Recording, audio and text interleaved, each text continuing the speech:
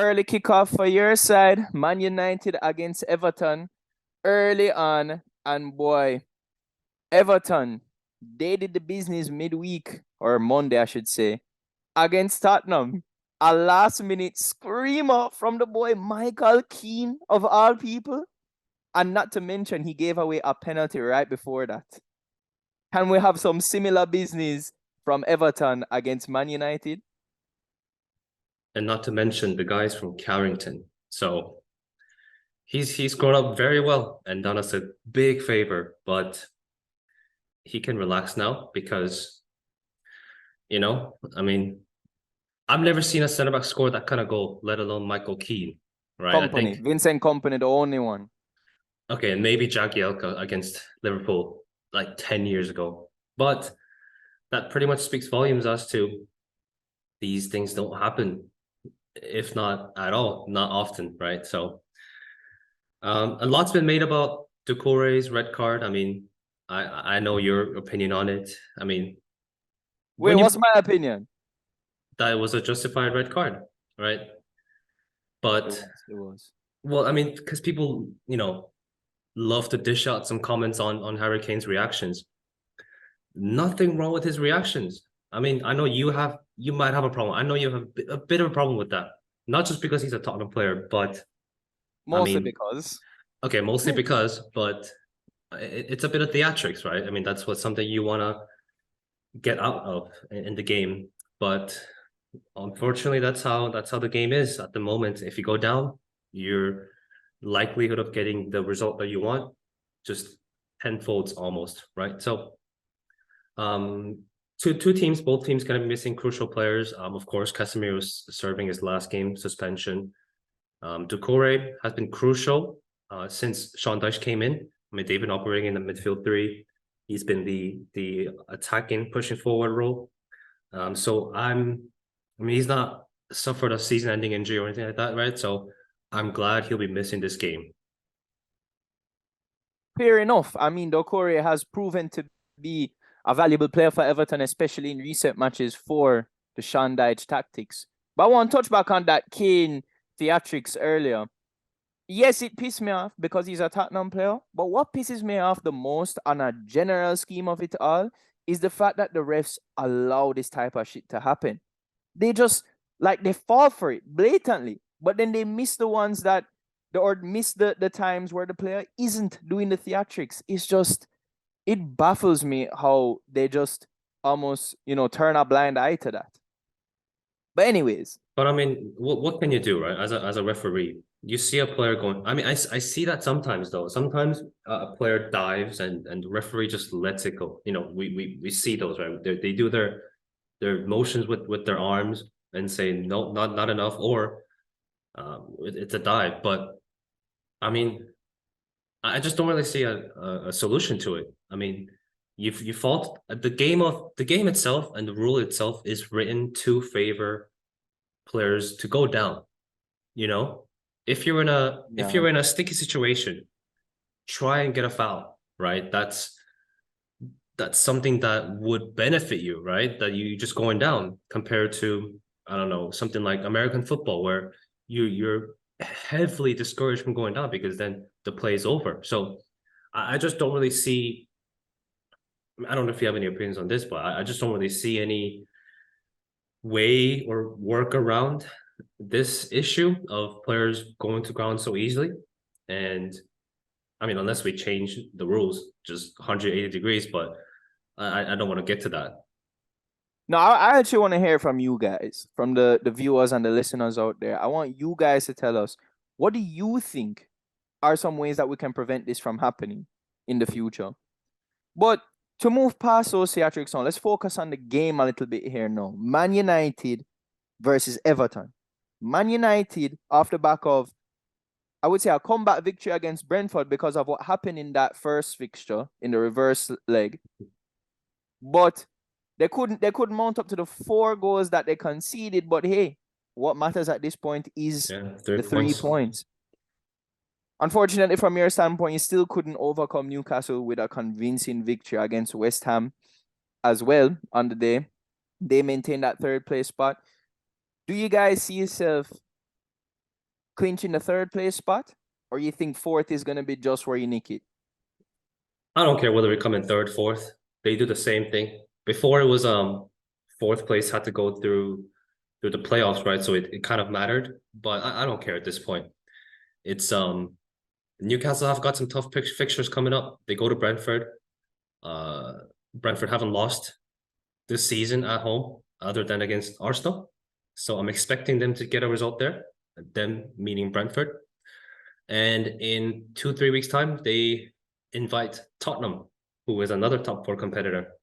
So, I mean, we have some tough schedules too, and we still have to go to Spurs. We have to go to Brighton. We have to play Chelsea. We'll touch on Chelsea later at home, but all the fixtures are piling up, and they're uh, very tough on all three teams. And third or fourth, I don't really care. I'll take either or, because the gap to second or to the title is too big now.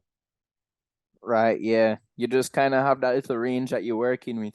So how do you try and impose yourself on this game? Because I think even though this game, compared to the ones you just mentioned as far as the whole schedule goes, is not one of the ones that pop out at you, but it's such a crucial game. It's so important because you don't get the result here, then all the talk is flipped again. Wow, Man United drop points. What's going on? What's up with Ten Hag? Right after the loss against Newcastle as well. Yeah, yeah. I mean, I'm scared. I mean, Demarai Gray has been working great as I guess you could call it a false nine, and they've kind of reverted back to the traditional wing play. Pushing Iwobi out wide. I would probably assume Iwobi plays more central, knowing that Decore is out this game. But I mean, realistically, we have to beat Everton. I'm expecting that as well. They're going to be hard to break down. Crucial not to concede at any stage of the game. It's I mean, going up against Everton defending if they are defending a 1 goal lead, it's just that's the last team you want to play against. Yep, especially with Sean Dyche as manager. And you mentioned he will be playing more centrally. He has impressed there, in my opinion, centrally. And that's a player that I was very glad to get out of Arsenal, especially for the price tag that it was. 30 million. Looking back is wow. No, I Yeah, mean Everton got robbed with that. no, even what do you mean at the time? I mean, even looking at it, I think everybody said you guys robbed Everton when the price was announced. So Yeah, for sure. But as far as this game goes, if you're looking at it from, if you're to make a bet on this match, what are you saying? What are you envisioning? I'm expecting a home win. It's simple as haven't lost at home since the first game of the season. It's only in the league, but yeah, it has to be a win. A Man United win. You heard it from him, guys. You heard it from the man himself. So if you're making any bets, throw that one out there. Maybe. We don't know. But anyways, moving on to my most favorite side, my most hated side. Yo, we need to definitely change that talk. They host Brighton in a match where I'm hoping that Brighton can show their class, show their quality, and collect some points against Tottenham. I'd love to see it. But the question is, can they? If Brighton manage to get a result here, whether it be 3 points or 1 point, it is in their hands now to gazump Tottenham in the league table. And that has to motivate the Brighton players. Just Tottenham at home are not, going to Tottenham is not a fortress. Let's put it that way. Tottenham have suffered quite a few defeats there already this season. One against Liverpool, Newcastle, Villa. Almost lost to Leeds, but I mean they pulled the results out. But Brighton have been nothing short of impressive, right? The problem was with the goal scoring and also conceding quite a few goals. It seems as though they've kind of reverted back to conceding a lot of goals in recent fixtures, but wow, I mean they're scoring for fun. That's even without Trossard.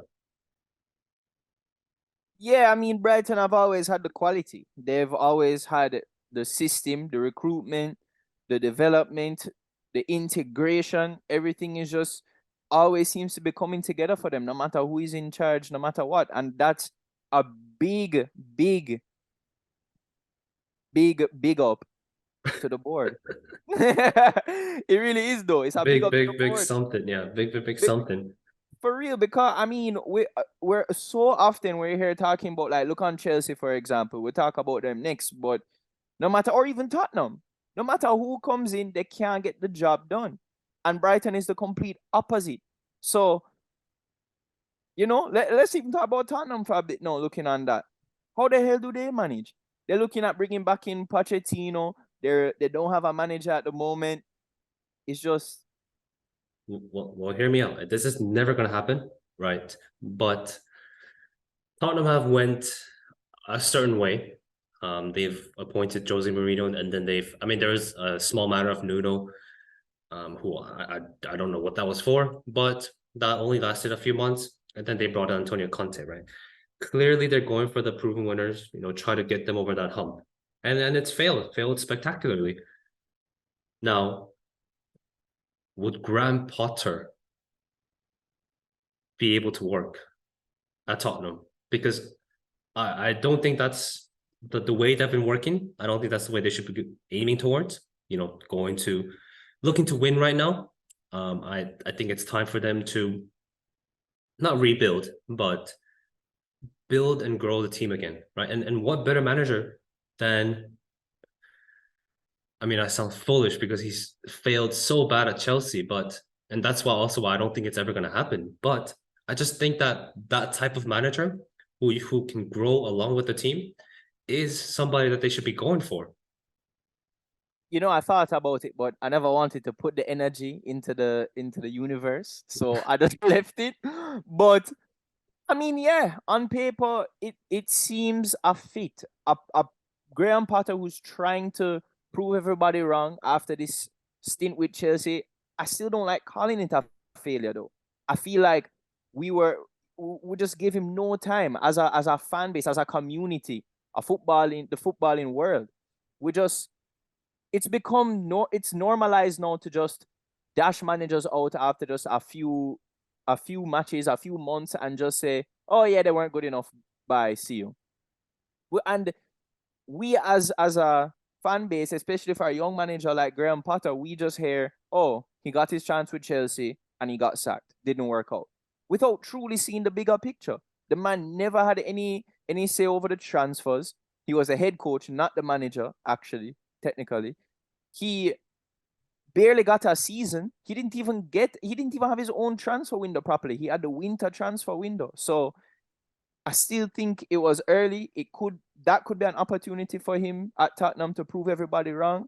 And I forget who said it. I think it was Jamie Redknapp who was talking about Tottenham needing a style as opposed to somebody who's just a winner. And you're right. It could be that could just be it right there. Potter has a style and can fit a team needing a style, needing a lift. Potter has a style of not scoring goals, if that's what you're asking. But I mean, it could fit well with a guy who scores plenty goals, Harry Kane. Can he make a difference in this one? he's been the only difference point for Tottenham. So yeah, I mean, Lucas Moura came on and I mean, he got a red card. I don't know if I would agree if that was a red card. It I mean, looked kind of nasty though, but I I mean, I know what you guess mean. I guess studs up, but I mean, he's going for the ball. You know what I mean? Um, uh, Fair enough. either way, he doesn't affect the game. He hasn't even been playing that much. Um, I'll take a draw here for Tottenham, Brighton, and Brighton are sneakily close to the top four position. So I don't want them to get too confident or too close either. I just have a feeling that Tottenham are going to sneak out a win, some way, some form, some shape or form, just like they've been doing this whole season, and everything will be looking all right again at Tottenham. I think after this game, for the time being. So that sounds like what you want, but what do you think is gonna happen? No, I want a draw to happen, but I think Tottenham are going to win this game. And can we basically bank on Hurricane scoring? I feel like that's a given right there. Yeah, I mean, Brighton have recently had a change in their goalkeeping situation. I don't know what the reason is exactly, but I think it's down to Robert Sanchez being a bit too lackadaisical, a bit too casual when playing out from the back. I mean, his long balls are great, but it's the passes to the nearby, to the center backs, to the fullbacks, and to be honest, I don't know if that's enough to keep out a good keeper out of the side for a lesser quality of a keeper in Jason Steele. I mean, he did well against Bournemouth in the midweek, but I think if you're just comparing quality between those two, I mean, Sanchez is a Spanish national team keeper. I know he doesn't start, but he's a national team keeper for Spain, whereas Jason Steele is just a loanee, right? And I just think in terms of not just distribution itself, but actually distribution, I think Jason Steele is on par, except for the long balls. But in terms of what the goalkeeper is supposed to do, keep the ball out of the net. I mean, maybe there's something more than that behind the scenes with him and the manager. Sanchez doesn't look happy on the bench, of course. Who would be? And yeah, I think that's something to keep an eye out for. That's interesting stuff. So based on what you're saying, sounds like you're going for or you think what's gonna happen, a Tottenham win. And yeah, looking like that might be it. I am not gonna say that. I am actually gonna go with a draw on this one. I think you're gonna get your wish, and the draw is gonna happen. But we spent a lot of this match talking about Graham Potter. Let's track over to his former club, the one that he just got sacked from, Chelsea, against Wolves. That's where they're traveling to this weekend. And boy, their backup plan, Frank Lampard. I'm not gonna lie, it is pretty funny. It is funny. Bro, I mean, what is going through their head? It's look like they're just taking actions with no plans. Well, I mean, to a certain extent, it does, right? You sack a manager at this stage of the season. I mean, it's all but gone, right? Is Frank Lampard? Are they hoping he can win the Champions League for some reason? I mean, we've seen worse managers win the competition overall, right? So, I mean, who knows? You're not really sitting here telling me you think Frank Lampard is gonna carry Chelsea to the Champions League. No. I'm just saying weird things have happened. Weirder things have happened than that in football. So can we agree though that Chelsea just don't have a plan? In this case, no. I think this is probably the first sensible thing and a reasonable thing that they've done. They, as in the owners. Realistically, who's going to come into this Chelsea side at the moment? I know they've been linked with two big managers, Nagelsmann and Luis Enrique. Both, I mean, one's won a treble, the other's a very young tactical guru, apparently. But why would they come into this mess in the middle of a lost season when you can wait a month or two, come in the summer, have a fresh slate of start? And Chelsea can bring in a legend in Frank Lampard that, fans still love him, right? Even though it ended a bit sour, they still love him. And Frank Lampard, on the other hand, he's also got a point to prove. If he does well, who knows? Maybe he'll get another offer in the Premier League. So I don't think, okay, the season's already lost. So just forget that. So in terms of that, I don't think it's a lose-lose situation like people are, like the popular opinion that is right now, right? It's and that's still, it's funny. I'll give you that, it's funny, but I don't think it's as bad as the popular opinion and the media are making out to be. I mean, I hear you in the fact that who else will take over, but then my question is, why not just keep Potter? Why not just keep him for the rest of the season at that point? What's the sense in having a caretaker manager coming in for the last 10 games with a manager who has literally had the attempt already and didn't deliver? So, I mean, I know I said that earlier about not giving Potter enough time, but I felt Lampard's situation was way different than Potter's. but yet we're giving the guy another chance over the guy who still didn't get his chance. Just doesn't add up. Why not just keep Potter? Well, I guess we'll never know exactly why they decided to sack him now. It was well published that the Leeds and the Dortmund game were pivotal, and he ended up winning both of them. So he stayed on for a bit longer. But I think the main thing that I've been hearing from reading the articles and listening to a Chelsea correspondence, it's just that there was no progress. Right, you had that small winning streak. They won against Leicester too, but ever since that, you had the 2-2 draw at home against Everton, 2-0. Unlucky, albeit against defeat against Aston Villa. And I think at a certain point, there is only so much the board can do for a manager, right? There's reports of players calling him Harry Potter and making references to Hogwarts behind his back. Cannot be good for that. Doesn't seem like a healthy environment for the manager to get anything out of. And on top of that, it's just okay. I'll give you that. That part doesn't make sense. Why they decided to sack him now after all those times? And Right? yeah, and it just seemed like they were telling everybody that Potter is their guy, and that is exactly why I said in the last episode I don't see him getting sacked this season. But little did I know these uh, the two new owners, Ekbali and Bowley, are, are even more clueless than I thought. Maybe.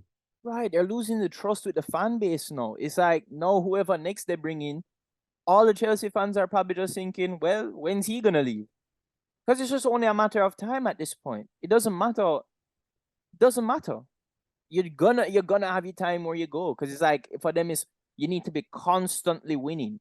They don't understand the whole thing about process and system. But hey, let's swing back to the match a little bit. Both these sides, Chelsea and Wolves, are winless in their last 3 matches. Are we gonna see a change?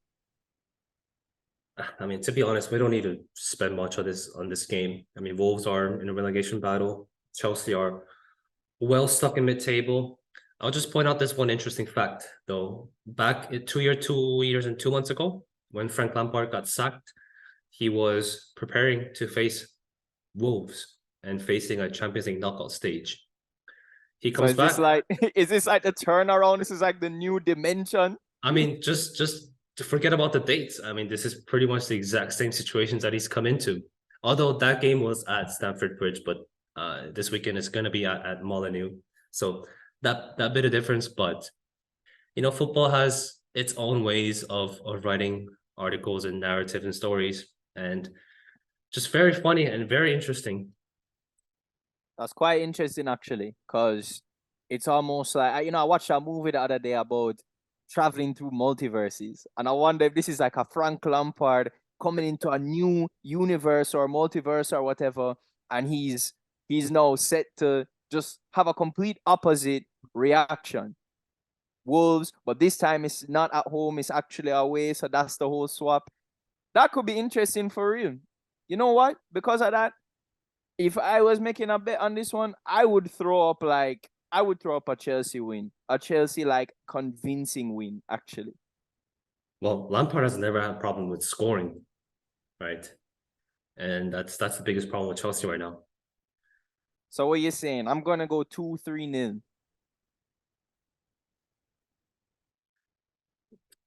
I mean, sure.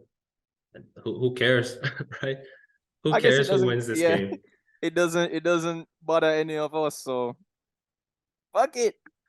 Moving on to a side that we do care about the result of. But you Man care City. about. I care. Well, you care as well, but I Man don't care. City travel to Southampton. They we need the Saints to be marching. We need the Saints to be marching against City in the late kickoff on Saturday. But my gut and my brain is telling me that the Saints are going to be marching away from a victory. Yeah, you remember back in January, they actually beat City in the Carabao Cup, or is it the EFL Cup? I don't know exactly what it's called. And They change the name like every year, bro. yeah, you get what I I mean. know it as Carling Cup. That's why I know it as really.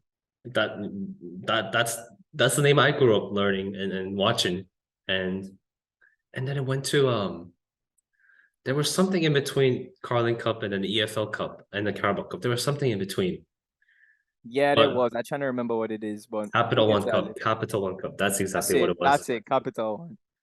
But focusing back on the Premier League, Southampton stacked Nathan Jones. They're still bottom of the Premier League.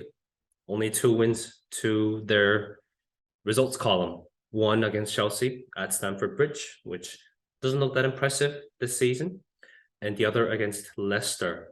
Again, not that impressive considering their form. And they went to West Ham on last weekend and were handed a narrow defeat by a single goal from Aguerd. I just don't really see how Southampton are going to get anything from this game, knowing that City are going to be up for it. A bit of a factor of revenge from the EFL Cup added to it as well. And Southampton don't really have fit center halves other than Bednarek. Bella Kotchap's injured. Salisu's had a knock. So we'll see if he even makes a comeback for it. They even have to Ainsley Maitland-Niles, he's had to deputize at centre back in some games for them. They're just a big mess right now. And now, if I were you, I wouldn't be banking too much on Southampton getting anything from this game. Oh, I'm not. The only thing I'm banking on is the new manager bounce, which has proven effective several times this season. It's been quite a while, and they're just not good enough. Southampton, they should be going down. I think they're gonna go down, and this game will be very, very tough for them. I mean, I feel Who for are them. you? I feel for them. They've had what, 3 managers this season, so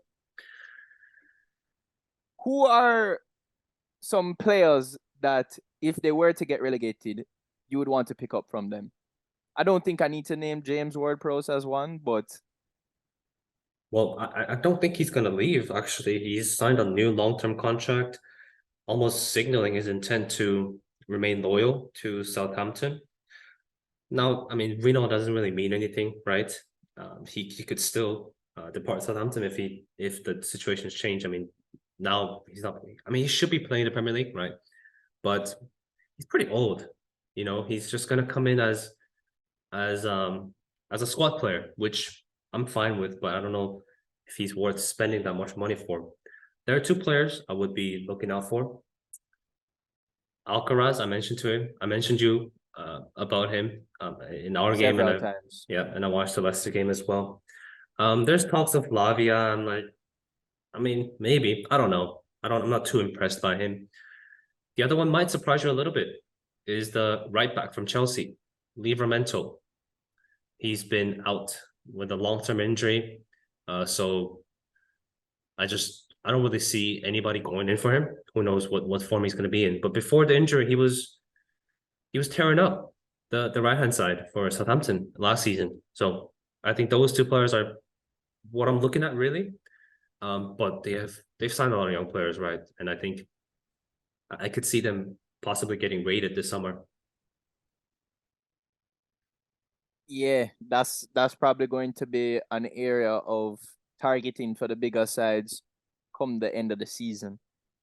But finally, the final match on Sunday, the prime time fixture, Liverpool versus Arsenal at Anfield, is gonna be tough. But if I want to play them at any moment, now is the time to play them.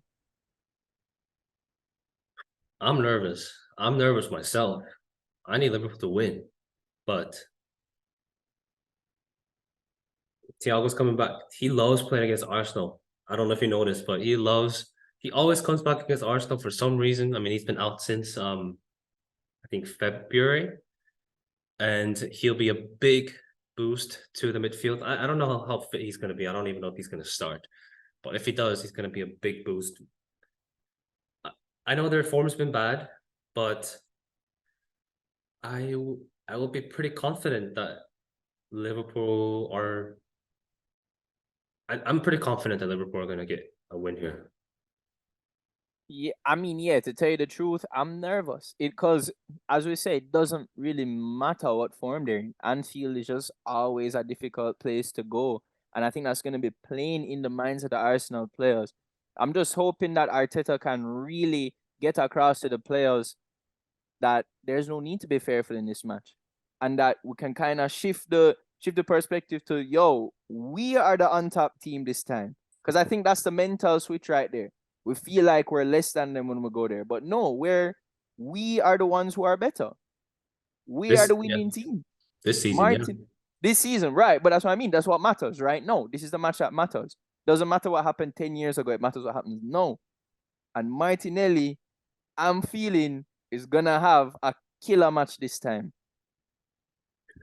Well, I think there was something in the, was it All or Nothing, the documentary, where Arteta played the You'll Never Walk Alone in training. Yep, with the And, speakers, the big speakers. and yeah, and that ended up being okay, right? I think that was the game for the Carabao Cup, if I'm not mistaken, where Xhaka got sent off early on and Arsenal defended heroically. But it's going to be a bit different than that, right? Of course, you're going to have to be defensively very solid, but I think, like you said, you have to kind of be able to go at them, go at Liverpool, and that is something that you, along with many other Arsenal fans, have probably not seen since what? Since a decade ago, almost.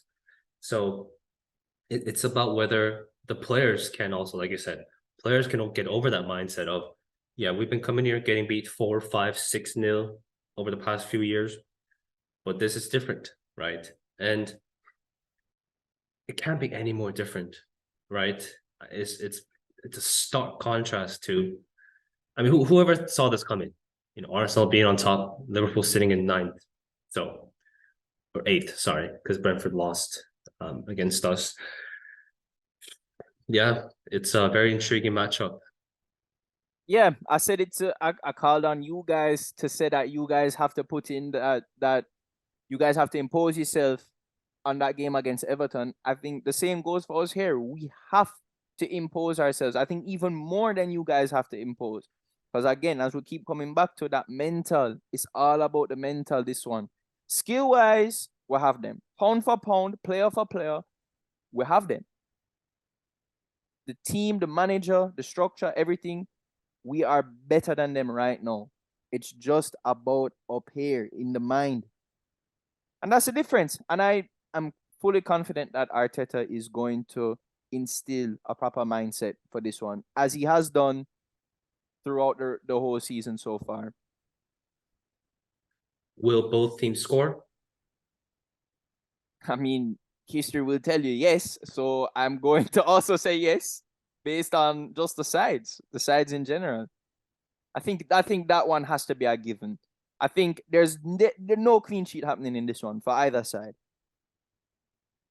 Okay.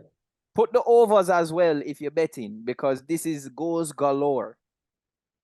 The over is at 2.5, meaning you would have to score 3 total between two sides. Between the two sides, which is not that hard. Think about it. 2-1 is at over 2.5.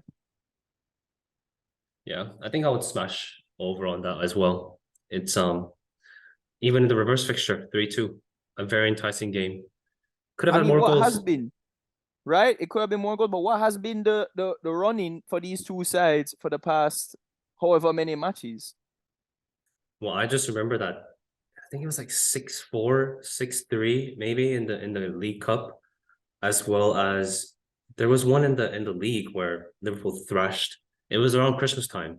It was like 6-2 maybe.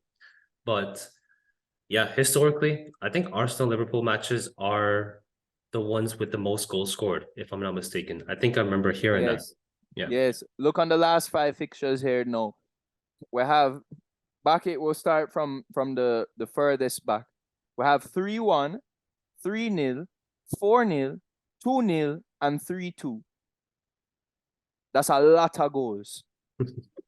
That is a lot of goals over the course of 5 games. That's crazy. Yeah. Unlike Liverpool, Chelsea, they just can't seem to stop scoring, these two teams against each other. And that will be the light for us at the end of the tunnel, that Chelsea was able to keep a clean sheet against them. So that will be some positive news for Arsenal. That's all we have time for today. Guys, thanks for tuning in as always. We hope you enjoyed your time with us. Remember to subscribe, to leave comments, and share with your friends. Follow us on social media at FOTBpod. Don't forget to leave a review, rating, and most importantly, don't forget to turn on those notifications. Join us again next time as we discuss the highly anticipated upcoming Premier League action. Thanks again as always. See you then.